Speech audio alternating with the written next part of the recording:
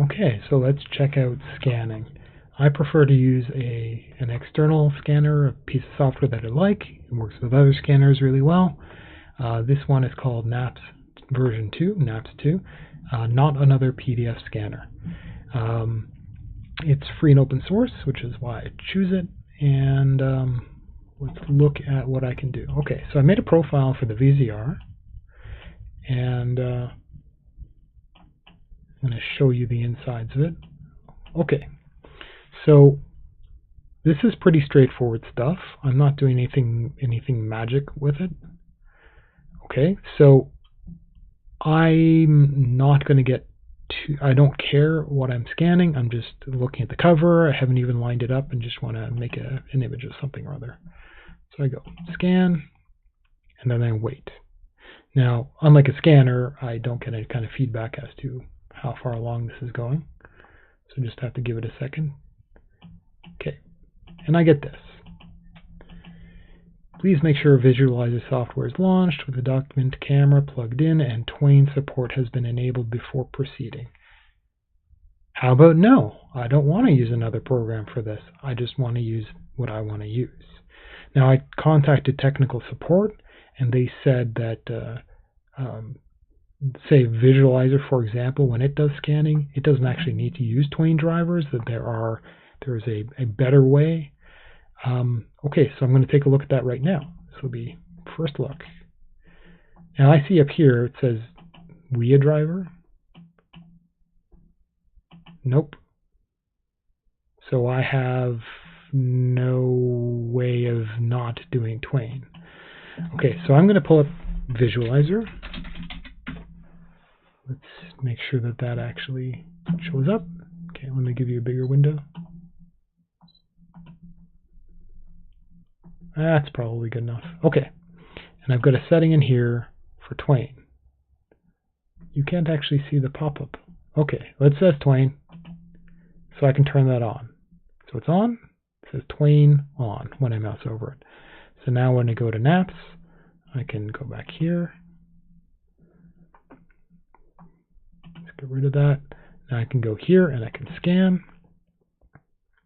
Now I get the cover. Okay, so what happens here is I need to have Visualizer essentially as a driver to turn on Twain for some reason. I really don't like that because my life would be a lot easier if I didn't have to install yet another piece of software. Now, one of the problems with the device requiring proprietary software is I have to now rely on some other company and some other software and some other platform to use this device. That means that I can't pull this thing over to Linux, for example, unless I run a Linux version of that software, even if there is one. There's Visualizer for Mac. Mac is like a really distant cousin to Linux because it uses, it has BSD underneath, which is itself quite a cousin.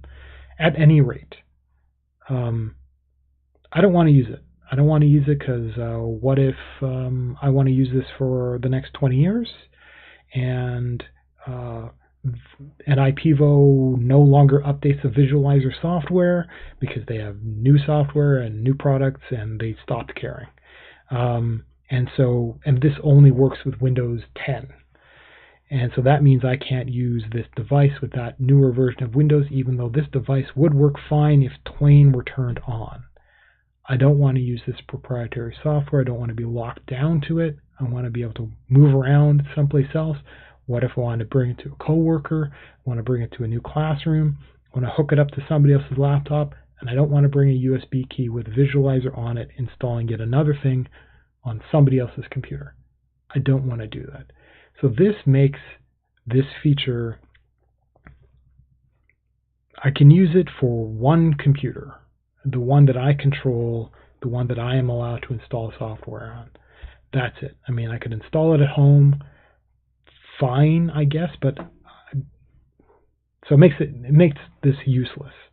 So the portability aspect of me being able to pick it up and move it around means that I have to move it around with my laptop. I can't just go to another classroom and use one of those computers, for example. I'm stuck. So again, I have a scanner over there. and I could just pull it out and dust it off. It has only one cable. It doesn't even have a power cord. I just plug it in. It uses USB power, USB version 2 power. So it's not one of these fancy ones. And it is fantastic. And I would rather haul that thing around than have to haul around a USB key with software and then deal with getting permissions to install another program in somebody else's machine and just do that again and again and again, even if I only had to do it once. I still don't want to do it. So the scanning feature, which was talked about, isn't present for me. So that kind of stinks. So if I wanted to, for example, overcome the problem of using the image to text, text to speech, and I wanted to just take the pictures and pull them into other software and have it do text to speech or have it do OCR and turn it into text for me, I can't do this. I can't use it to take pictures like that. I'd have to use it to take actual, I suppose I can use Visualizer to take actual photographs. I assume that feature is there. Please tell me that feature is there. Let's look. Okay, so I'll go down here. Snapshot. Perfect. Awesome. Okay. Perfect. So I'm going to go and I'm going to look at, where did it go? Oh, I hate playing this game. Okay. Recordings. Are you kidding me? Because I don't see anything there. Oh, sorry. EZR recordings. I see some. Okay, good. We're looking good. Okay, so I can get images. So I can pull out images that way, and they're just JPEGs. I don't know if there are any settings in here. Snapshot timers. You're not even seeing the window I pulled up, are you? Okay, well, I'm looking at the configuration window, looking for settings for, say, the quality settings, and there's nothing. So I don't have any quality settings there. I have a resolution something or other on the left-hand side. White balance, focus, resolution. Okay, so I can like pump up the resolution to like really crazy high. Take a picture of that, but it's as a JPEG, which is a lossless format. Wow, that was really out of focus. Like really out of focus. Wow. That ain't right. Okay, it looks good on the screen. Taking a snapshot. I see it appear. It's like 4 times the size. Okay, now it looks good. Okay, so I have a feature to actually just grab a snapshot, but it's a JPEG, which is lossy. I would rather have it be like a ping, for example, a higher quality ping, and I'd like to have a slider so I can have the settings there, because yes, the feature is pretty damn trivial. Just do it.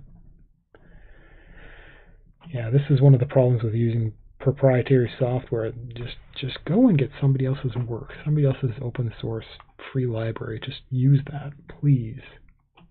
Okay, so where am I? I'm stuck with using this as a camera, taking the pictures, going and putting it into some other software to use the OCR. Okay, that stinks. Now I've lost my train of thought, and I'm sure I'll think of something else to make a video on shortly.